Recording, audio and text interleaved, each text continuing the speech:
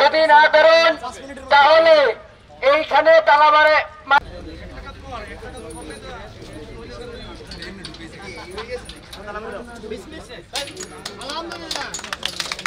বরিশাল বিশ্ববিদ্যালয়ের সকল বিভাগের শিক্ষার্থীরা ইতোমধ্যেই আমাদের সাথে একাত্মতা পোষণ করে গ্রাউন্ড ফ্লোরে এক হয়েছেন। এখানে সাধারণ শিক্ষার্থীরা আসলে বরিশাল বিশ্ববিদ্যালয়ের যে অবৈধ এবং অনাকাঙ্ক্ষিত ভিসি সুচিতা শর্মিনের একের পর এক ফ্যাসিস্ট পদক্ষেপে তারা আসলে অত্যন্ত ক্ষুব্ধ। বরিশাল বিশ্ববিদ্যালয়ে আমরা গতকালকেই প্রশাসনিক শাটডাউনের ঘোষণা দিয়েছি। আজকে আমরা স্বল্প পরিসরে একাডেমিক শাটডাউন, প্রশাসনিক শাটডাউন চলমান এবং আমাদের আজকে আমরা কফিন মিছিল হবে মুখে কালো কাপড় বেঁধে এবং তারপরে আমাদের বিক্ষোভ মিছিল কি সাথে চলবে।